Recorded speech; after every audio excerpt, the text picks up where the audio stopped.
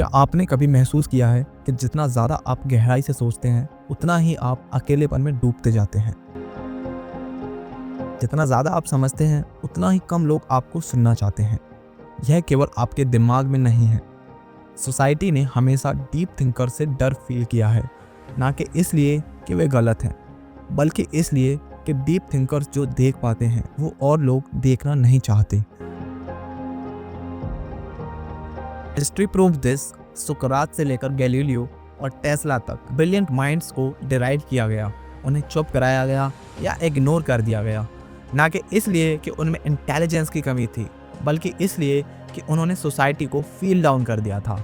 Schopenhauer Poland के famous philosopher में से एक माने जाते हैं। वे मानते थे कि इंटेलिजेंस अपने आप में एक कर्स है, एक ऐसा कर्स जो उन लोगों को आइसोलेट कर देता है जो दुनिया को बहुत ही क्लियर फॉर्म में देखते हैं। But why does this happen? Society उन लोगों को रेजिस्ट क्यों करती है जो अलग सोचते हैं? इसका जवाब ह्यूमन साइकोलॉजी की गहराई में छुपा है, जो मिलेगा आपको इस वीडियो में।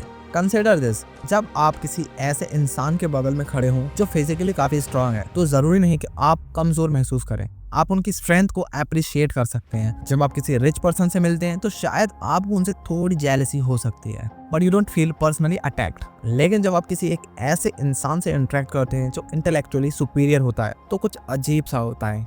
साइकोलॉजिस्ट इसे मिरर इफेक्ट कहते हैं।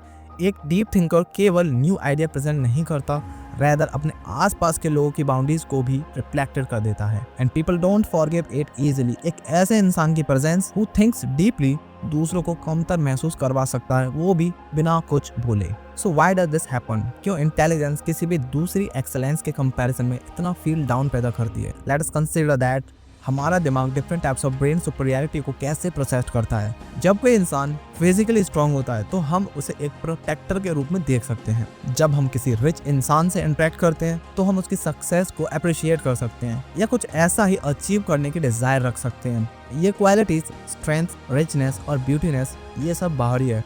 We recognise them, they don't necessarily challenge our internal self image.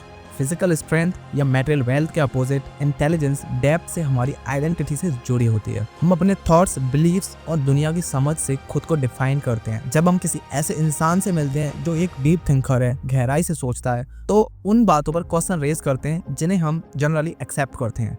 यह सवाल उठाने वाले के सेल्फ स्टीम पर सीधे अटैक जैसा फील होता है।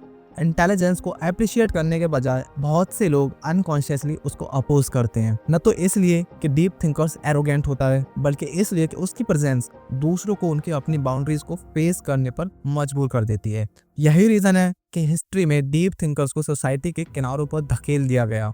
उनके थॉट केवल दुनिया को चुनौती नहीं देते, वे सोसाइटी के एरोगेंस को भी चुनौती देते हैं। और ह्यूमन नेचर में एरोगेंस को सेफ रखने के लिए लगभग कुछ भी करने की टेंडेंसी होती है। कुछ पल के लिए अपने एक्सपीरियंसेस को कंसीडर करें। क्या आपने कभी किसी कैजुअल कन्वर्सेशन में कोई गहरी या कॉम्प्लेक्स बात रखने की कोशिश की है जिसे सुनकर लोग साइलेंस और डिस्कम्फर्ट हो जाएं?